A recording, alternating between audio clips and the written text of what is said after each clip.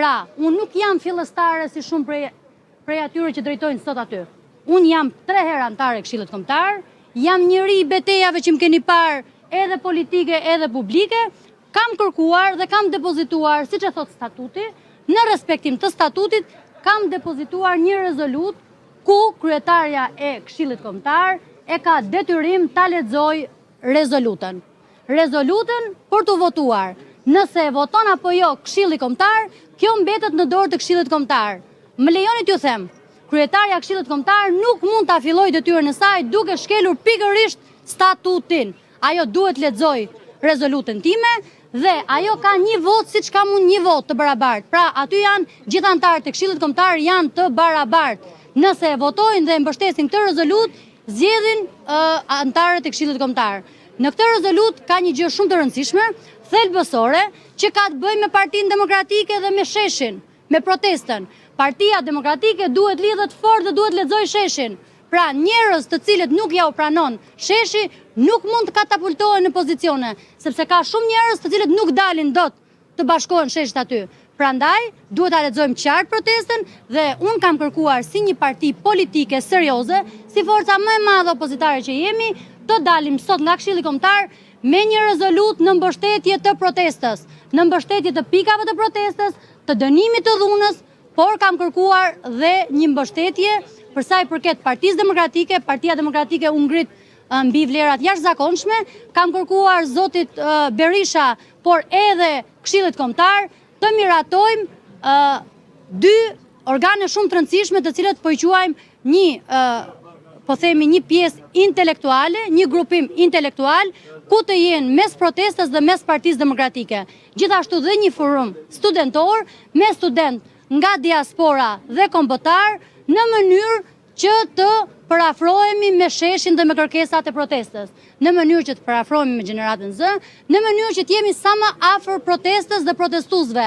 Partia Demokratike, nëse nuk lexon sheshin, nëse nuk lexojnë ata njerëz që janë në shtëpi, që mendojnë si sheshi, nuk mund të jetë parti alternative. Dhe unë mendoj që aderoj në një parti ku dua që të jetë alternativë për shqiptarët dhe alternativë fituese. Pika e tretë që mund të ketë edhe shumë kuriozitet për pjesën tuaj, ka qenë mulizimi i Partisë Demokratike.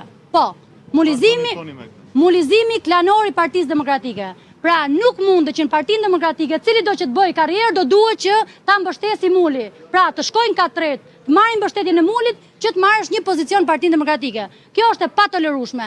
Ka ardhur një moment që Partia Demokratike të kthehet në meritokraci, të kthehet në vlerat në të cilat u krijua.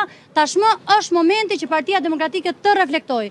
Ndërkohë, mulizmi është një fenomen, nuk e kam emrat, pra nuk e kam emrat konkret, por më lejoni t'ju them që mulizimi është një fenomen që duhet luftuar. Dhe i ftoj të gjithë demokratët dhe i ftoj të gjithë anëtarët e Këshillit të Kombëtar të luftojnë pikërisht mulizimin. Dhe të gjithë kandidatët që janë prezantuar dhe janë propozuar nga mulizimi. Duhet të votojmë njerëz të cilët janë të shkëputur nga konjunkturat, janë të shkëputur nga klanet, ku e shikojnë Partinë Demokratike si lopë që ta mjelin. Prandaj ka ardhur momenti që Partia Demokratike të jetë një parti serioze dhe të votojë njerëzit e punës dhe mbi të gjitha do duhet të kishte bërë një bilans për sekretariatet 4 vitet e shkuara.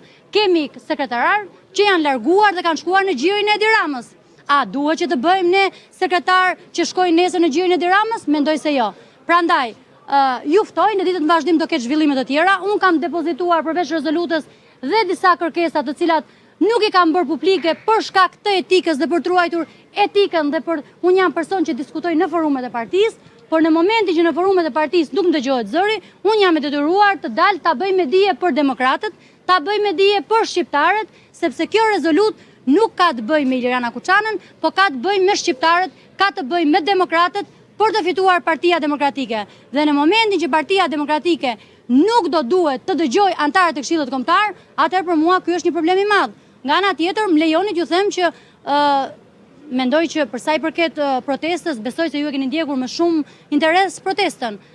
Unë kam qenë prej ditës parë në mbështetje dhe besoj se më keni parë që kam qenë prezente në protestën, që është protestë qytetare dhe ajo që duhet të bëj thirrje në këtë moment është që Partia Demokratike të afrohet sa më shumë me protestën. Jeni ndjenjë Zënia Kuçana që ka disa projektligje nga Partia Demokratike për mbështetje të gjithë atyre pikave të protestës?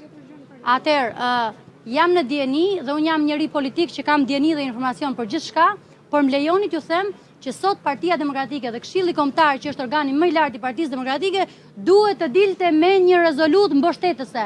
Ne nuk jemi Partia Demokratike që mbështesim me deklarata publike dhe dalim në televizion. Ne jemi Partia Demokratike që funksionojmë me rezoluta dhe me shkresa. Prandaj, unë kërkova që Partia Demokratike të dilte sot me një rezolutë serioze në mbështetje të protestuesve, në mbështetje të protestës dhe në mbështetje të pikave të protestës dhe dënimin me ashpërsi të dhunës policore ndaj qytetarëve.